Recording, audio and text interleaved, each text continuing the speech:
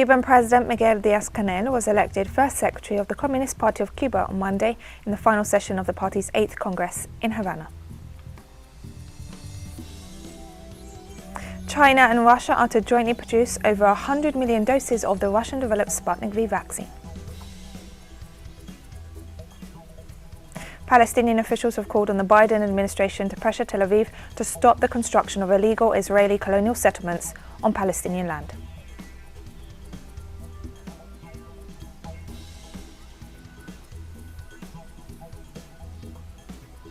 From the headquarters of teleSUR English in Havana, Cuba, this is From the South, and I'm Katrina Goss.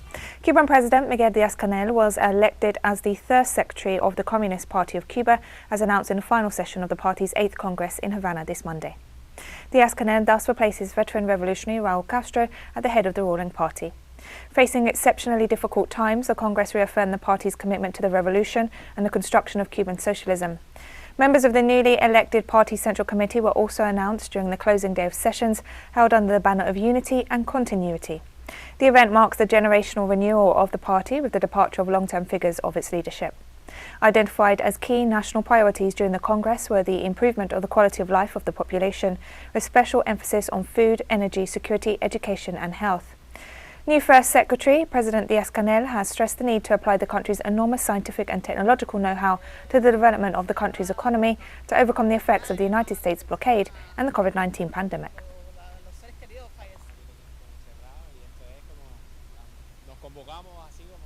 And this Monday, Cuba celebrates the first military defeat of United States imperialism in the Americas 60 years ago. In 1961, Playa Girón, an invasion by US-hired mercenaries, was crushed by the Young Revolutionary Army and the People's Militias in just 48 hours under the direct command of Fidel Castro. Cuban President Miguel Diaz-Canel stated on his Twitter account that the 60th anniversary of the victory of Playa Girón motivates and inspires the Cuban people. The new anniversary of defeat is celebrated amid an escalation of aggressions by the former and current United States administrations, which seek to destroy the Cuban Revolution. The President reiterated that in keeping with their historical legacy, the Cuban people maintain the firm determination to prevail in the face of the aggressive escalation of US attacks.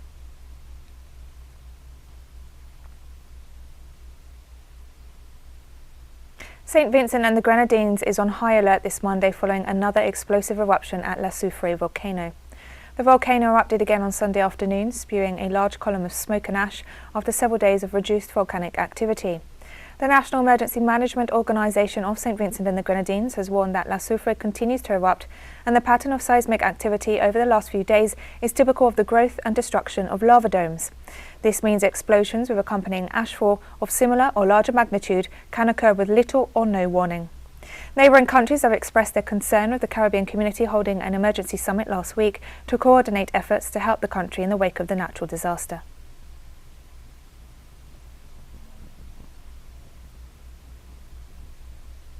And on Monday, the implementation of the humanitarian bridge established by member countries of the Bolivarian Alliance for the Peoples of Our America People's Trade Treaty proceeded to help the people of St. Vincent and the Grenadines after the eruption of La Soufre volcano.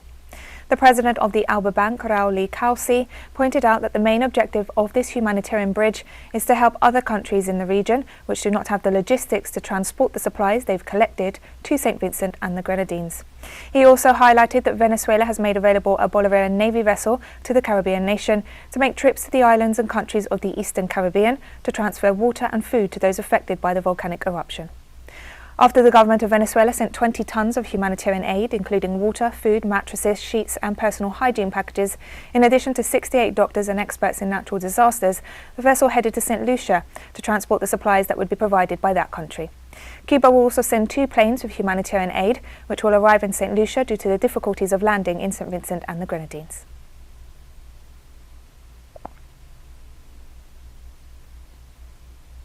In Colombia, the Institute for Development and Peace Studies denounced the murder of another indigenous social leader, bringing the total so far this year to 49. The Onicio Pai Pascal's killing came during clashes between armed groups in the community of the indigenous reservation of Albacito in the southwestern municipality of Tumaco, when unidentified men detonated explosives against a family. The crime was also reported by different community organisations of the Awa people, who denounced that in 2021, 4 members of their indigenous reservation have been killed, while the ongoing violence has caused multiple displacements, in addition to suffering constant harassment, confinement in their reservations, and threats against their lives by armed groups operating in the area.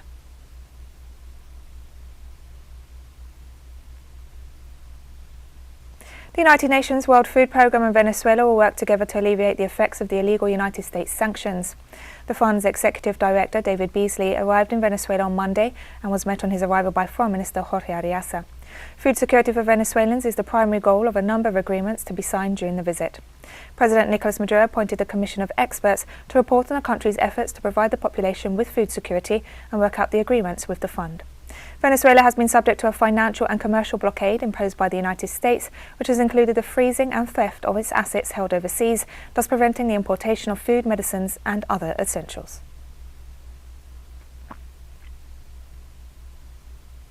In Peru, the left-wing Free Peru National Political Party candidate Pedro Castillo is leading the polls against far-right candidate Keiko Fujimori as they prepare for the second round of the presidential elections to be held in June. According to polling company Ipsos, Castillo has an 11-point lead over Fujimori ahead of the second round to be held on June 6th. Support for Castillo has reached 42% against Fujimori's 31%. The far-right candidate is the daughter of former dictator Alberto Fujimori, currently in prison for crimes against humanity. She is herself under an indictment for money laundering and taking bribes from the Brazilian company Odebrecht and facing a 30-year prison sentence. Polls show that 16% of Peruvians would vote blank, whilst 11% are still undecided.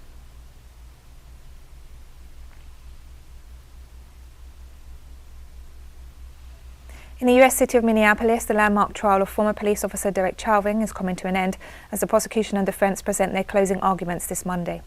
The jury will now have to decide whether Chauvin, a white 45-year-old former officer, committed murder when he knelt down on George Floyd's neck for over 9 minutes.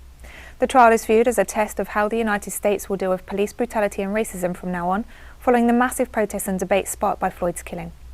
Chauvin faces a charge of second-degree murder, but the jury might choose to find him guilty on third-degree murder or manslaughter or acquit him altogether. He has pleaded not guilty to both the murder and manslaughter charges, arguing that he was following the training he received during his 19 years in the force.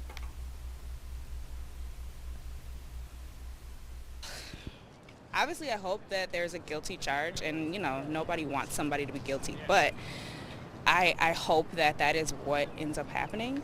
I don't think it will, and I think that the city is kind of preparing for that to happen right now. They're boarding the buildings up, and the National Guard is out in preparation for the bad news. But I really hope that there is good news. I hope that he is guilty and justice gets served, all of them. Because if you do what they did to George Floyd on a perfectly sober 20-year-old, that person would die as well. So I think it's invalid. And my hope is that he gets convicted. Minnesota right now is very polarized when it comes to policing, so I think if a precedent was set, then things might change here. And the family of George Floyd and civil rights leaders gathered for prayers and offered statements to the press during the closing arguments in the murder trial. Even a year later, and this Thursday, I'll be doing the eulogy for Dante Wright in Minneapolis. This is why this trial is so important, because it was not even a year later that death by police hit this city. Whatever way this verdict goes, we won't stop till the laws change. Amen. And the behavior change. Amen. I'd like to thank the community, and also like to thank everybody around the world for standing together with us. In solidarity, we get so many of your messages, and thank you guys, and we respond to as many as we can, but thank you guys for all the support around the world. And in the words of George Floyd's daughter, my daddy will change the world. This verdict today changes the world. Thank you. And we'll be right back after this very short break, so don't go away.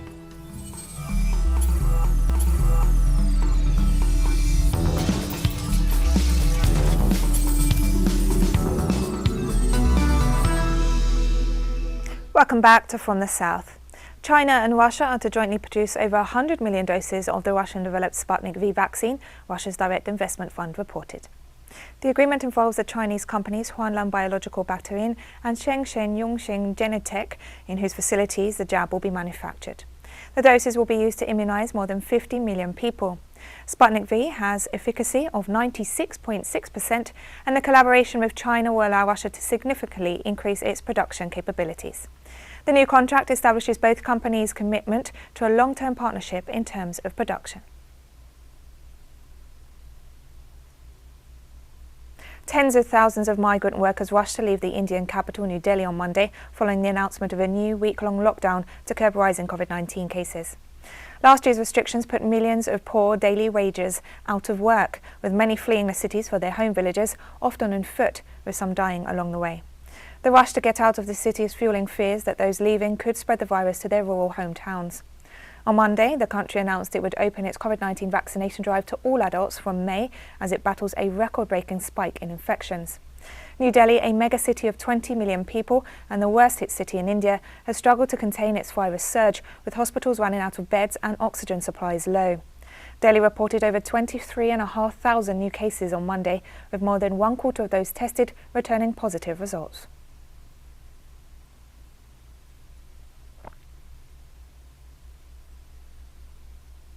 The Democratic Republic of Congo launched its coronavirus vaccination campaign on Monday, a month after the country received 1.7 million doses of the AstraZeneca vaccine through the global COVAX initiative. Health workers, people aged over 50 and those who are clinically vulnerable will be the first to receive the jabs. The health minister and other officials stressed the importance of the vaccine in the midst of mistrust and doubts about the risks of the AstraZeneca shots. Authorities also warned people to remain alert and follow other measures like social distancing and the wearing of masks to avoid another wave of the virus.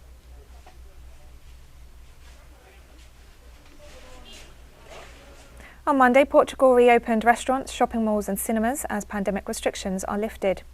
After becoming the worst-hit country in the world by size of population in January, Portugal has seen its epidemic decline significantly during a lockdown that authorities began loosening 4 weeks ago. The number of hospitalised virus patients has also fallen to manageable levels. In spite of the lifting of further restrictions, Prime Minister Antonio Costa warned that the country could reverse gear and go back into lockdown if cases start to rise again. The government also stressed that the requirement to continue wearing masks and abide by social distancing rules will remain in place, as well as a mandatory work-from-home order.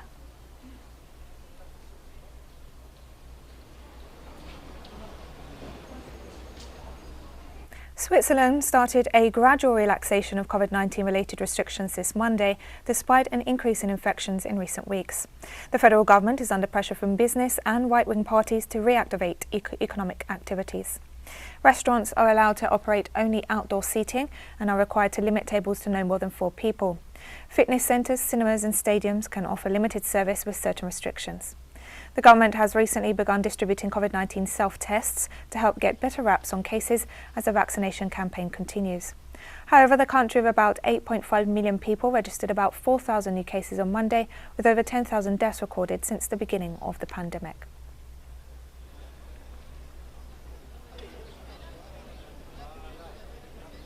Schools opened this Monday in the Argentine capital, Buenos Aires, after a court overruled a federal order requiring classes to be held online for 2 weeks due to a surge in coronavirus cases.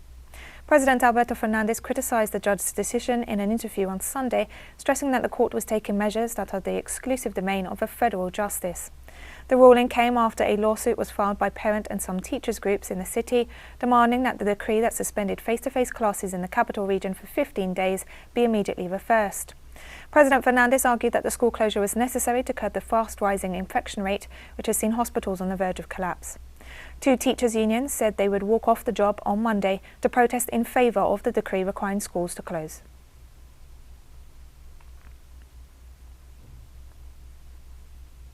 A shipment of 864,000 doses of the AstraZeneca vaccine against COVID-19 arrived this Sunday in Argentina, arranged through the World Health Organization's Global Vaccine Access Fund, COVAX. Argentina is also purchasing vaccines from Russia and signed an agreement with Cuba to produce the upcoming Sabarana jab. This new batch is part of the 9 million vaccines acquired by Argentina through the COVAX mechanism, of which it had already received over 200,000 in March. With this shipment, Argentina has received a little more than 7.2 million doses from different manufacturers, and nearly 800,000 people have already received 2 doses. A new shipment of Sputnik V from the Russian Gamaleya Institute is expected to arrive soon. Argentina is facing a surge in the number of COVID-19 cases, especially in the Buenos Aires metropolitan region. Each vaccine that arrives in Argentina is a breath of hope that can turn the page of the pandemic in our country. We have to value that Argentina received doses on a sustained basis. We have already received more than 8 million doses. On Sunday, El Salvador received a batch of 96,000 AstraZeneca vaccines donated by the World Health Organization's COVAX system. Minister of Health Francisco Alaví received the shipment at the San Oscar Arnulfo Romero International Airport. This was the third batch of COVID-19 vaccines to arrive in the Central American nation. El Salvador has registered over 67,000 COVID-19 cases and more than 2,000 deaths due to the virus. It's currently experiencing a slight drop in cases after a harsh peak in 2020 when cemeteries collapsed in several municipalities of the capital, San Salvador. And we have more stories coming up after this final short break, so stay with us.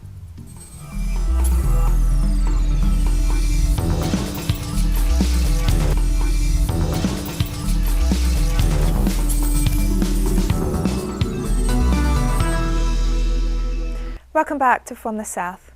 In occupied Palestine, the Israeli regime has been arresting and harassing candidates standing in the upcoming Palestinian elections, Prime Minister Mohammed Shtayyeh announced. He also called on United States President Joe Biden to put pressure on Tel Aviv to stop the building of illegal Israeli colonial settlements on Palestinian land. We condemn the occupation authorities' arrest of a number of candidates for the elections in the city of Jerusalem and their prohibition of holding a press conference for the factions participating in the legislative elections scheduled to take place on May 22nd. We continue our efforts with our international partners to remove Israeli obstacles and work to facilitate holding the election in the Holy City. We call on the new American administration to quickly and seriously and effectively intervene to curb the lust for colonial expansion, which includes plans to establish more than 12,000 settlement units in the West Bank, of which 540 are in Jabal Abu Ghneim, south of Jerusalem.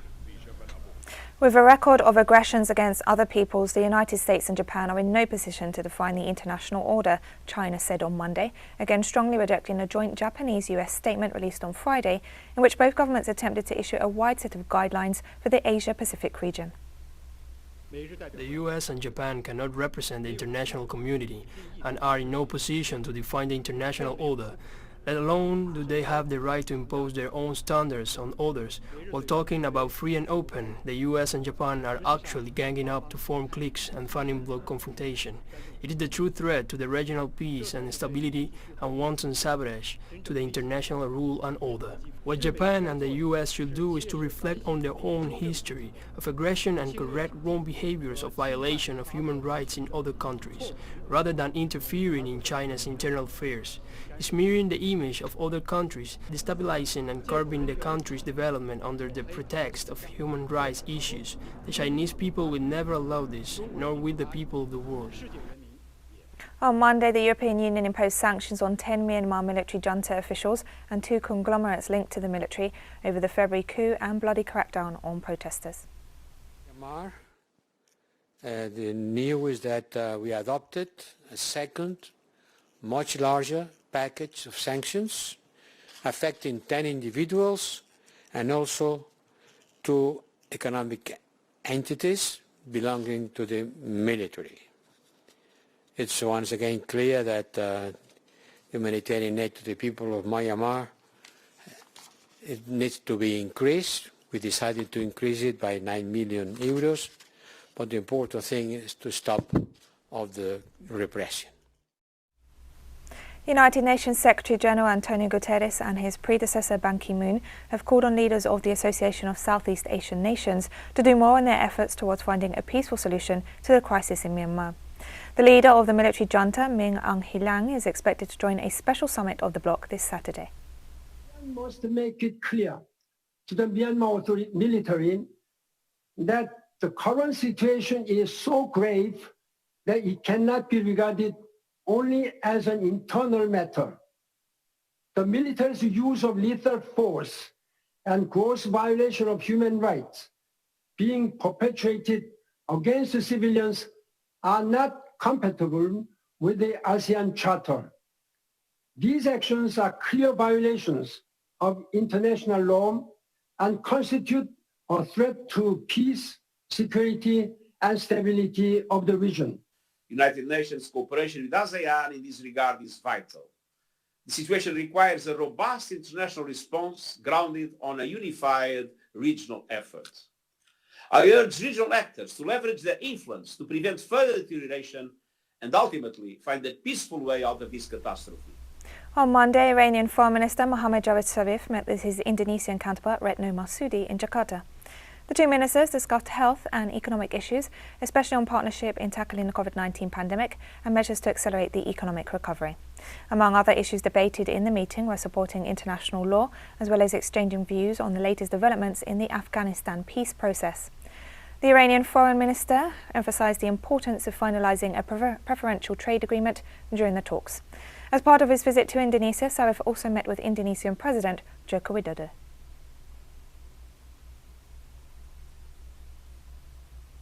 At least 96 soldiers have been killed in recent days after heavy fighting erupted near Yemen's Marib city. Houthi rebel fighters launched an offensive on the Saudi-backed government's last northern toehold. Aircraft of the military coalition led by Saudi Arabia provided air support to government ground forces. The loss of Marib would be a heavy blow for the internationally recognized Yemeni government, currently based in the southern city of Aden, and its Saudi backers. The rebels see Marib as a strategic prize that will give them more bargaining power in peace talks, which Washington has said must begin soon. Since Saudi Arabia and its allies intervened in the country in 2015, the conflict has resulted in the deaths of tens of thousands of people and created the world's biggest humanitarian crisis. And we've come to the end of this news brief, but remember you can find these and many other stories on our website at telesurenglish.net. You can also follow us on social media. We're on Facebook, Twitter, Instagram and Telegram. For teleSUR English, I'm Katrina Goss. Thank you for watching.